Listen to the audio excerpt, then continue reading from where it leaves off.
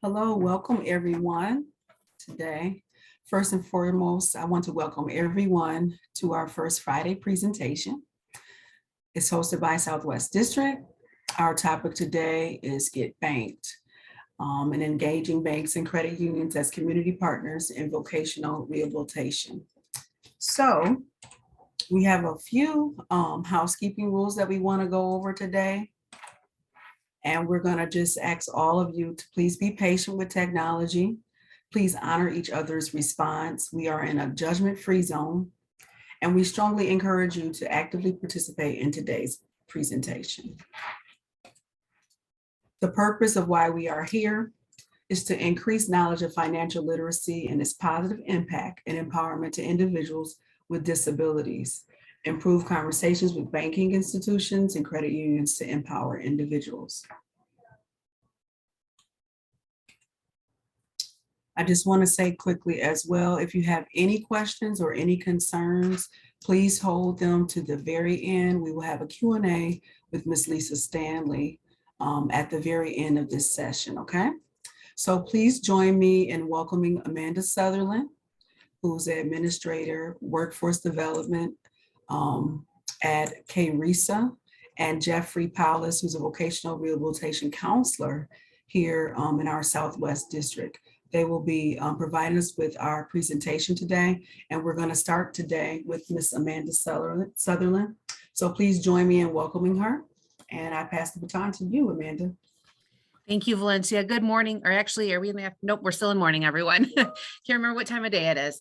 Thank you for joining us today. I'm really excited to share some work that we have been doing through Kalamazoo RESA and our Michigan work system across 4 counties here in West Michigan. We were approached a little over a year ago now by Social Policy Research Associates. They were doing some research on how the banking industry can connect with workforce development to provide information into underserved and marginalized populations. And so we said, absolutely, we'd love to partner with you. What do you want us to do? And they said, you can do whatever you want. So what we did is we decided that we are going to create a workshop series for financial literacy. And because Michigan Works already does a fabulous job providing workshops into the communities, both virtually and in person. We were asked to create an advisory team to make sure that we are, providing good and accurate information and picking and pulling information that's already been out there, not reinventing the wheel, but including partners that partner already with Michigan Works. As you can see here, we definitely partnered with MRS as well as some of our other partnering agencies called the Neighborhood Hubs. We included youth services because we know youth could also use financial literacy, and also some folks here at Kalamazoo RESA. Next slide, please.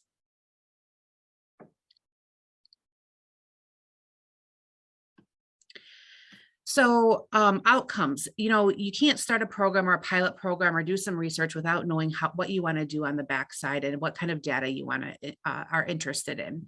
So what really we wanted to do is basically provide financial literacy and training opportunities for underserved populations. We wanted to make connections in the 4-county footprint that we serve to provide long-term financial growth, and then grow relationships between workforce development and our local banking partners. And we said, well, how are we going to do that? Next slide, please. We learned that there is something called the CRA Association, Credit Reinvestment Act. And what that is, it's been created now, I forget how many years ago, but there are banks all over Michigan and all over the United States that want to provide financial literacy into the communities in which they also serve. So what we did is we found our CRA Association, and we partnered with banks. You can see here, there's 4 banks on here, but we partnered actually with 10 banks. We know that we are not the experts in providing financial literacy, but we are the experts in workforce development and making those connections into underserved populations. So this association was really on board to partner with us and provide biweekly workshops in partnership with Kalamazoo RESA. We came up with, as you can see here, some different topics, budgeting 101, loans, debt, identity theft. These are all hot topics that people in our community want to know about and want to hear straight from the banking industries on how to do these things.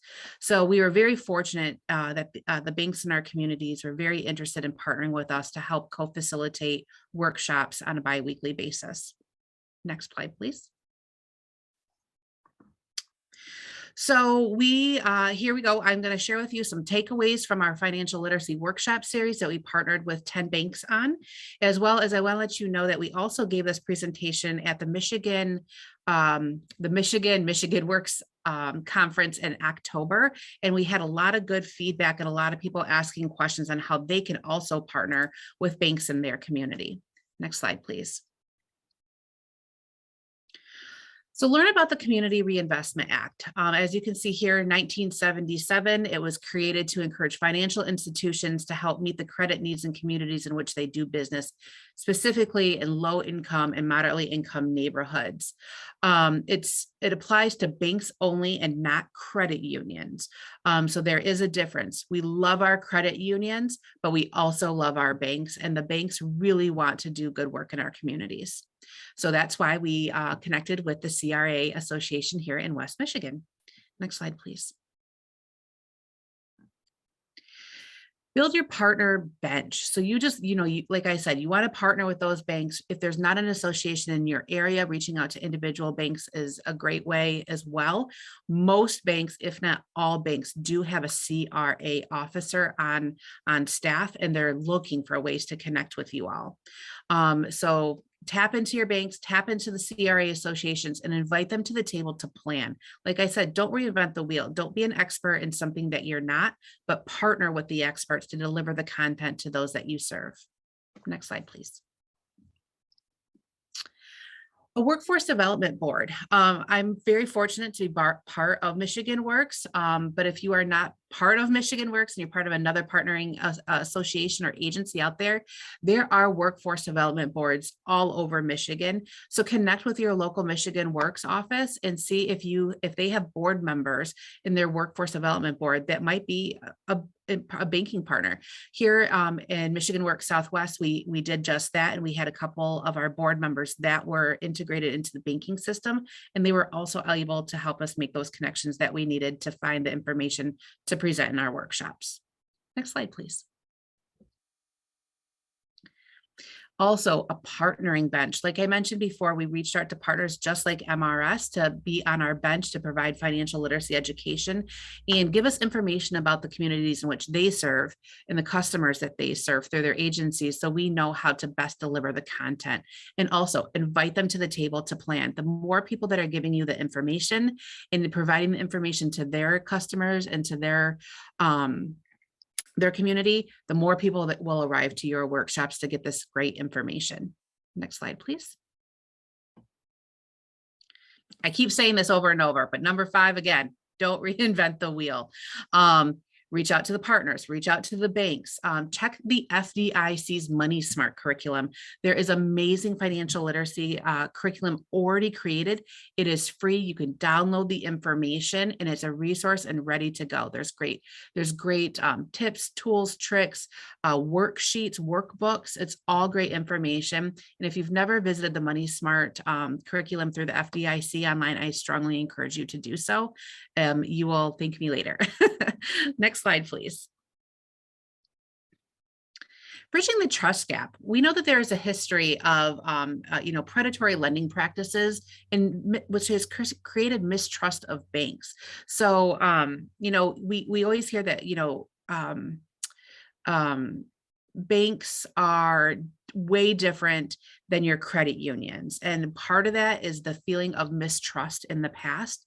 So your CRA officers will be able to help educate the folks that you're talking to about the banking industry and what's in it for everybody, and how banks really truly are, changing the way that they are hopefully viewed in our communities, and being part of the greater good and wanting to reinvest into their communities.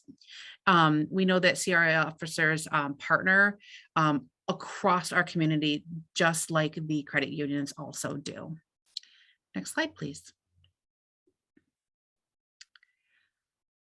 What can we offer together with partners that taps into expertise in meeting customer needs? Consider the approach that you're using when you are providing the content to your audience.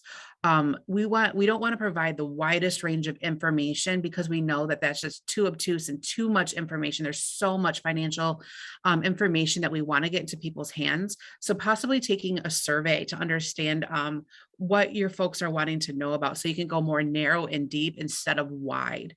That's why we only had I think there are about 8 different topics. And in a few minutes, I will share with you some data that we found on the topics that were most attended. And then we are actually even narrowing that margin moving forward into our next workshop series based upon the needs of our customers. Next slide, please. Give your own staff opportunities to learn. So myself, along with one of my career coaches, we really spearheaded this program, but we invited other career coaches and career navigators to join us to share in the learning, so then they can also be, advocates for people and be able to connect different banks with different customers and clients based upon those coaching moments that we're having with individuals. So please encourage your staff to join you in any kind of financial literacy topics that you're learning about. And so then they have the information to also pass along. Next slide, please. And again, we used a pilot program to build momentum with our financial literacy workshop series. So making sure that your pilot is well advertised, that community partners are involved, that they're aware. Social media is a great tool. And we also use Eventbrite so people can sign up and we can send out reminders and things like that. Building momentum behind a pilot program leads to long-term funding potentials. You can provide data to grant, to RFPs that might be out there, and grant opportunities to build onto what you're already doing. And that we're doing just that. From this pilot program, we are now actually applying for some different grants for funding for some things I'll share with you in just a minute, so we can continue the work that we've already started. Next slide, please. So you can see here's some data that we collected from the 3-4-ish months that we gave these workshops. We had 57 attendees and 23 attendees.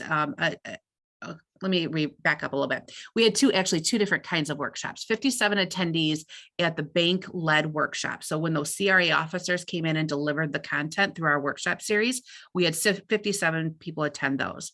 We also did kind of intermediate, in between the weeks of the banking industry was not there to host the workshop. Our career coaches led kind of an introductory into financial literacy to kind of, give people a little feel for what's going to be going on in the bank-led ones. So you can see here, we had good attendance throughout those 3 months. We had very good feedback. Our customers and clients that attended those workshops really appreciated actually the conversations that happened, because we didn't just present and no one could ask questions and then we were done and everyone went home. It was very interactive. So in the moment, somebody could ask a question right there with a banking professional to answer those questions, and they really appreciated that interactive workshop. Next slide, please. And the last one, number 10, feed them and they will come. It is the truth. So our fellow banking partners were able to give us a few $100s. And during the workshops, for those people that came in person to our workshops, we had food for them. And they really did appreciate that. Learning together over a meal goes a long way. And we really thank our banking partners for trusting in us and giving us some money to provide a meal for our participants. Next slide, please. So next steps, what's on the horizon? We are going to be incorporating financial literacy workshops into everything that we ongoing into our workshop series moving forward. We know that it works. We know that people love them. So it's going to be part of our standing workshop series moving forward. We have already reconnected with our banking professionals with the CRA Association. So they are already on board. And for the next 6 months, they've already signed up to be partnering with us to host those workshops. And they asked if we wanted to do even more, because the the CRA officers signed up so quickly that there were some officers that weren't even able to sign up to provide a workshop. So that's great news for us and great news for them that we're getting the right information into the communities. And what I talked about previously about grant opportunities, we discovered that one of the banks does have 3 times a year a grant opportunity. So we are going to take advantage of that and apply for a few $1,000s to provide a scholarship program to some individuals that we identify as needing to either gain or build credit. So what we're going to do is we are going to sponsor potentially 10 participants moving forward with a secured bank card where it's preloaded with money, and it's almost used as a credit card, but I don't really know how to explain it all the way, but as they pay that off and repopulate the money onto that card, it actually helps them build credit over the year or two that they have it. So we're really excited about hopefully getting some grant funding to help sponsor that scholarship program in connection with our financial literacy workshop series. So that's just one avenue that we discovered along the way. But I'm sure there's much more out there, and we really look forward to providing financial literacy into our communities along with partners like yourself. So if you are interested in learning more about what we've done, please don't hesitate to reach out to me or ask some questions here at the end of the presentation today. So thank you all for listening. I hope you learned one quick thing from me, if not a couple, and I am going to pass the baton to our next presenter. Thank you all.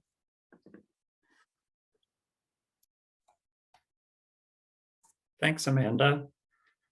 There's been a friendly rivalry with credit unions and banks for a long time. So when I saw the subject for this First Friday chat, I knew as a credit union guy, I had to get in there and provide the side from the credit unions. But I think you'll find both are excellent partners in your community.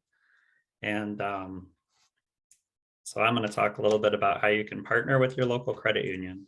Next slide.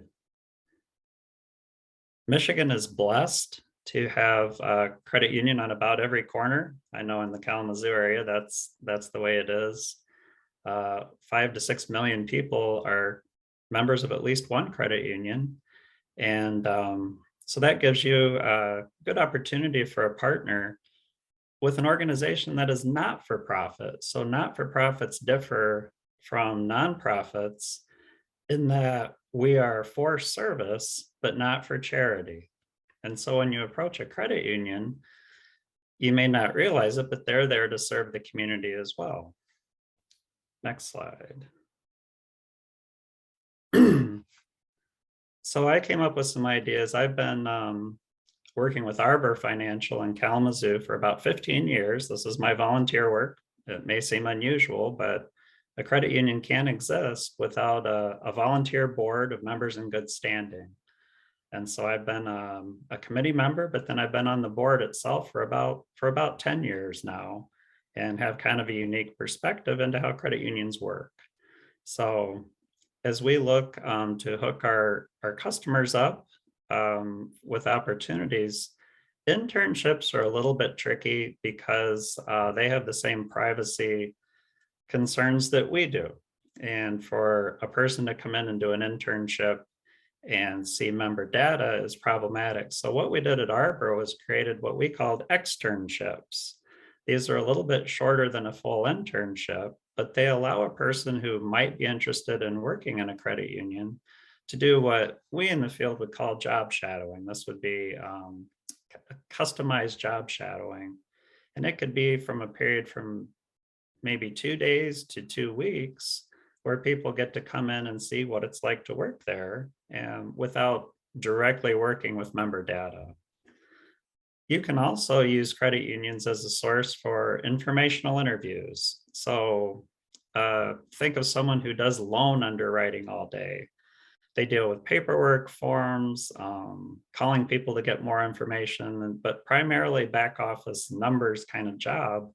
They love it when someone is interested in what they do, and you're likely to find somebody who's very willing to sit down for 15 minutes to a half hour with one of your customers just to explain what it's like to work there. As you saw in Amanda's presentation, financial institutions, of course, are good sources for financial literacy. And I've got some examples. Most credit unions have financial literacy for their members. If you approach them and your customer is not a member, my guess is they'd be willing to work with you anyway, because again, there's that service component to credit unions that they want to be part of the community and they're excited to do new and useful things for people. I I know that when I work with customers, there are so many who are just what we might call unbanked. They use prepaid cards, or I even had a customer a couple of days ago. She had just signed up for Chime, which is an online financial institution, just so she could receive her paycheck. But with that, you don't get any personal level of service. So with the credit union, if your member signs up, if your customer signs up, sorry, I'm using both terms. And credit union land, they're members. Of course, with us, we have customers. If your customer signs up, then all of this becomes available to them. But they generally just have such a poor connection with having things that we take for granted: a checking account, an ATM card, a credit card.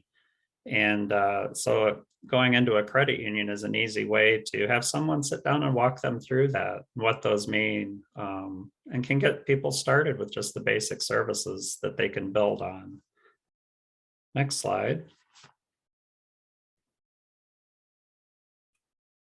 I think credit unions are also very often overlooked as a source for a great job, a great career.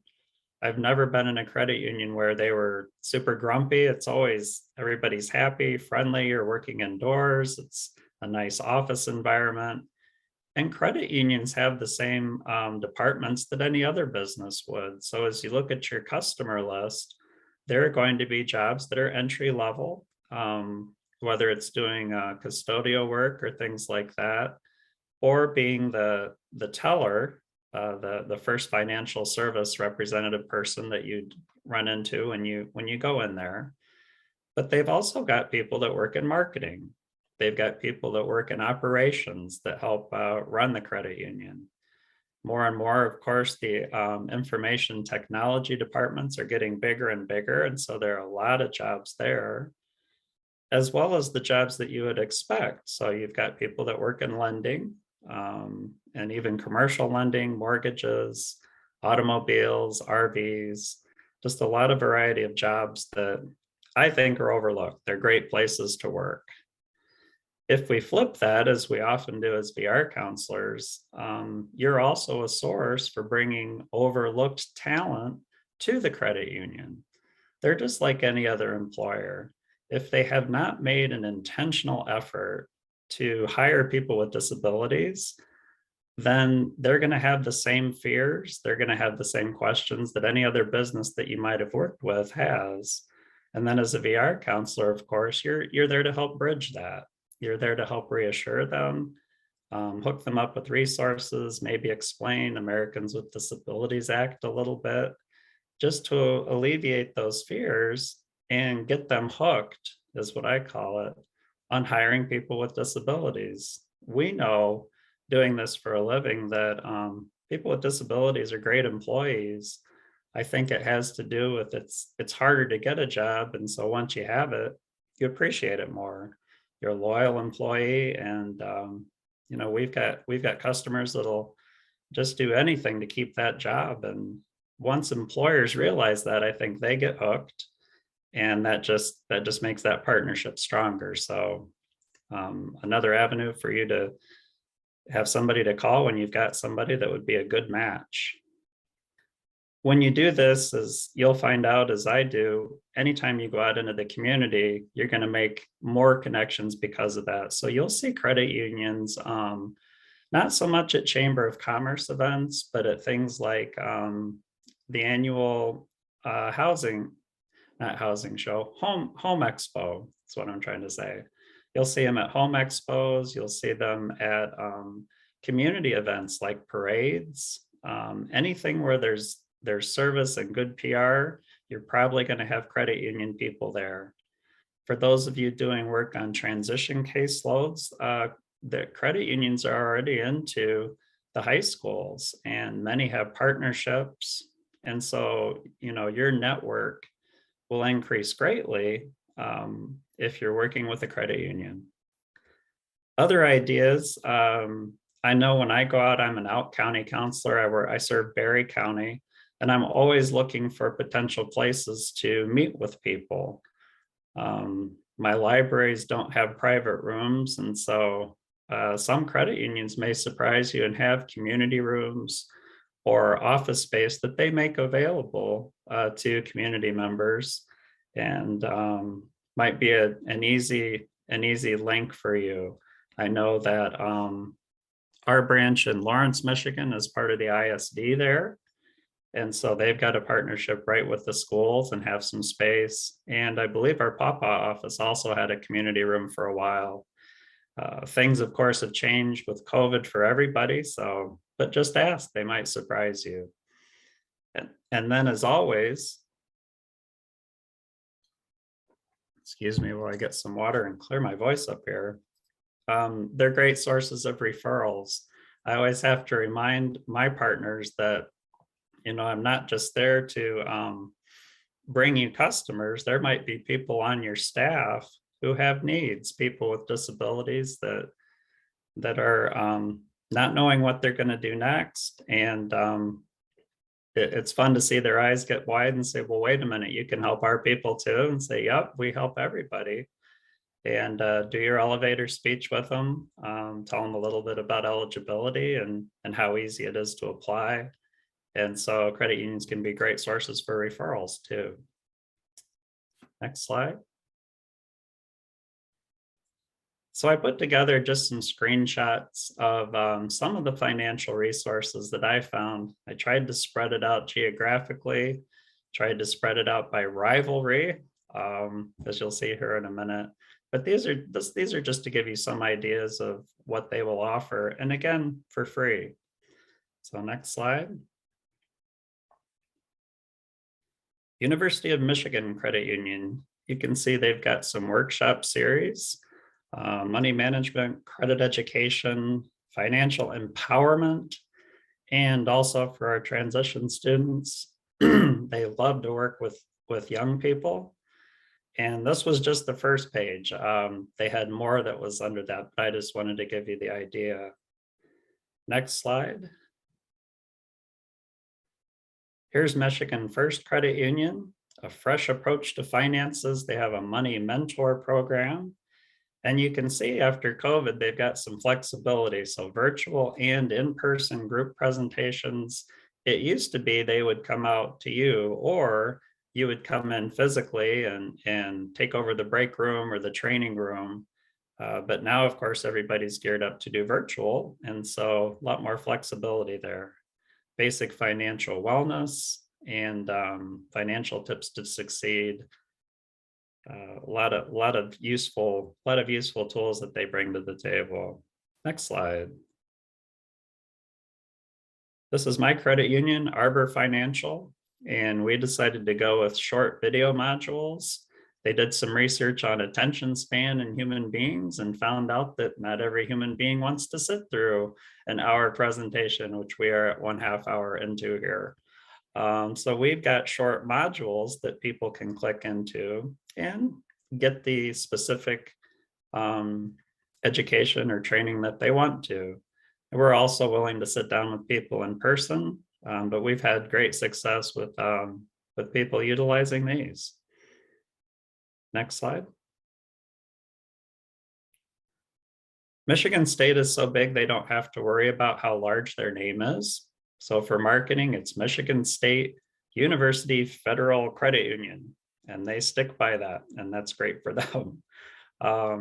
You can see the buttons there that you can click through to help for paying for school. That makes sense for their segment. Lifestyle, travel, credit, career, a lot of useful resources. Next slide. Breakwater Federal Credit Union, I believe, is in the Upper Peninsula. Shout out to anybody who's watching from above the bridge. This one I caught my eye because they went with a third-party vendor called Zogo. But as I read the fine print, and I apologize for the fine print, users complete modules for pineapples, which they can then redeem for real gift cards from places like Amazon and Walmart. And they even mention participating in pineapple parties or by referring family and friends. So they went all in on financial literacy just to make it fun, and because they've got budget to be able to do so. So I wanted to include that one too. Next slide. I also remembered something that the governor had done, and it's called the Michigan Open Account Coalition. Now, this presentation you're taking part in today is being recorded, so the recording will be available, but we don't have any way to send you information directly. And so if you want to take a screenshot of that or just write down that web address, this is a relatively new program that the governor has created. And I'll pause if you want to get that.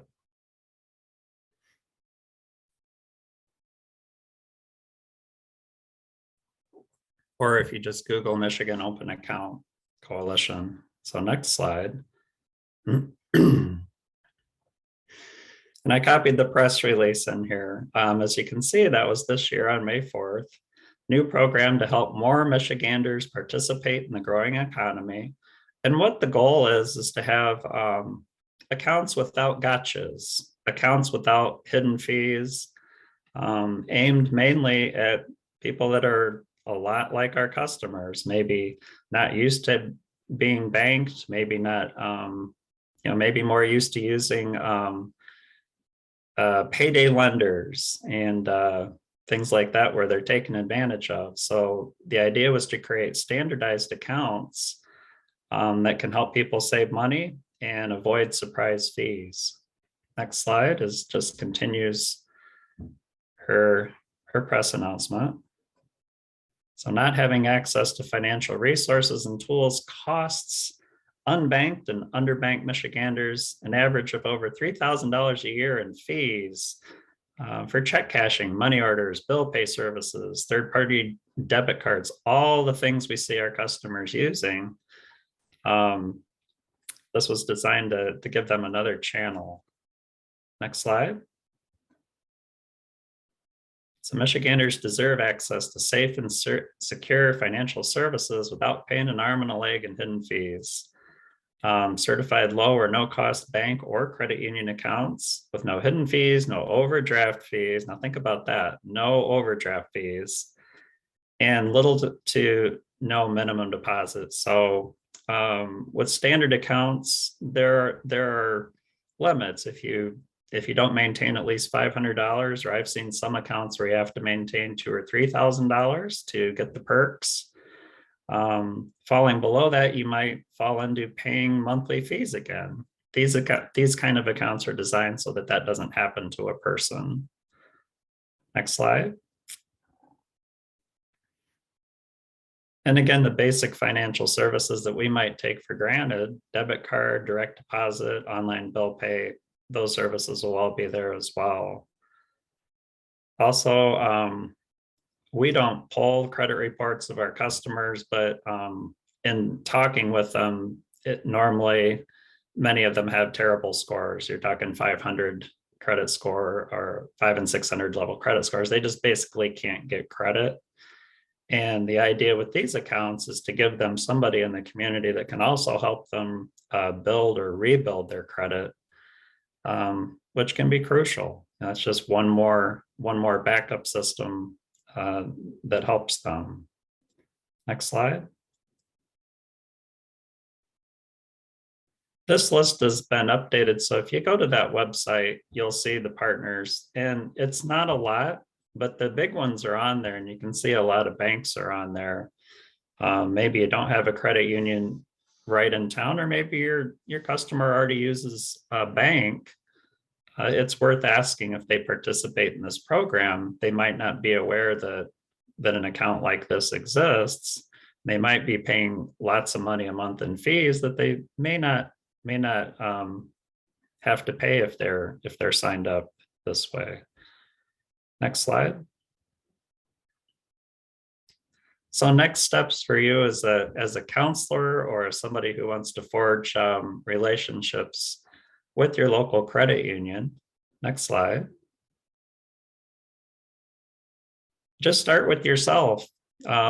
Reach out to your own bank or credit union with your ideas for your customers. Credit union managers love to be creative. They love new opportunities to interact with their community. And I would start with the branch manager in the community where your customers bank. So that may not be the same as where you bank, but just reach out to that branch manager and they'll either meet with you themselves or they will contact you with the person that's most appropriate to be able to talk to you about what you want to do. With them, then what I do is I want to make it as simple as possible for the customer. If I make a referral, I want the credit union to know, okay, this is one of Jeff's customers, and just how they can proceed to help get them set up with opening an account and hooking them up with basic services. Remember, it's a two-way street as well. The banks and credit unions provide financial services for our customers, but we're also a valuable tool to provide information to the financial institution. Next slide. So don't forget the helpful services provided through our own business network division as well. And I grabbed from their webpage on the next slide. So yeah, apologize for all the print on one slide. I know that's against the rules, but BND is happy to provide disability awareness training to the credit union. They'd love to be able to set that up. The Windmills program is available as well to give them flexibility on how they can train their staff. As I see board reports every month, I also see the trainings that we do, and it's amazing how many trainings their staff does on a monthly basis. And so they're always looking for providers for that. I don't think there's any charge. Lisa can jump in and correct me, but this is just all part of it. And again, like any business, they have some anxiety about Americans with Disabilities Act, whether it's their physical structure or whether it's working with their own employees, or maybe you're bringing a customer to them and they just don't know what the responsibilities are, or they don't know how easy it usually is to accommodate a person that they would want to hire. So BND can help with that. If you're not currently, communicating with your business rep as a VR counselor, I highly encourage you to do so. Make that relationship. They're just invaluable in providing that extra bit of help and doing things that make businesses happy. That's how I put it. Next slide.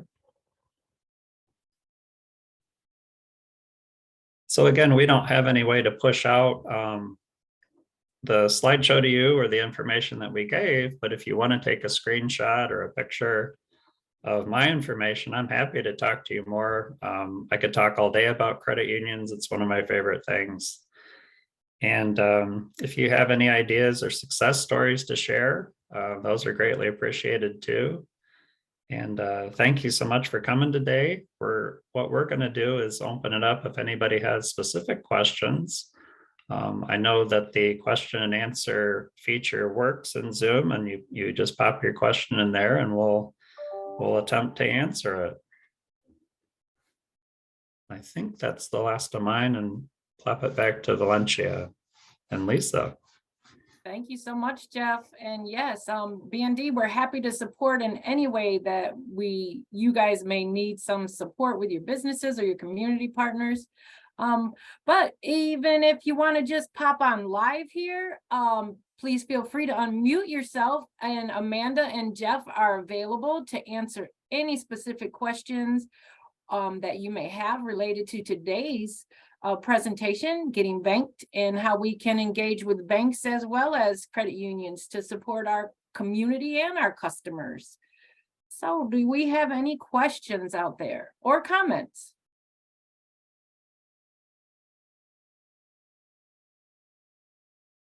I know they were both very thorough in their presentations and greatly appreciated. So we'll give you a few minutes to see if anyone wants to have any dialogue here.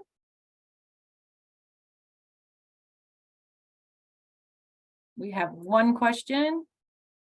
Well, actually, we have a comment. Great presentation and very informative. Thank you, Ms. Crystal James. We appreciate your response.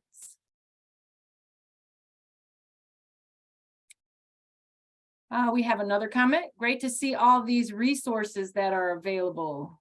Thank you, Miss Becky Hill.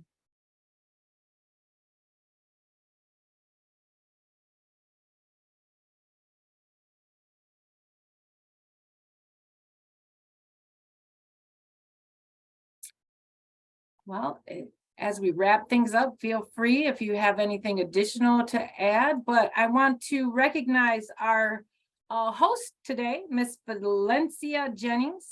Thank you for kicking us off today. It was a great job. Thank you to our interpreters, Katie and Julie. We greatly appreciate your support and your willingness to be available for us today. And a special thank you to Miss Cami Frere for the behind the scenes tech support that you've offered us, and the guidance was greatly appreciated. And above all, thank you to our guests and our presenters, Amanda Sutherland from KRESA and Jeff Powerless from our own Southwest Division. And with that, I will wrap it up and thank you all again for your time and your attention, and feel free to reach out to any of us if you have any additional questions or if you would like our presentation to be forwarded to you.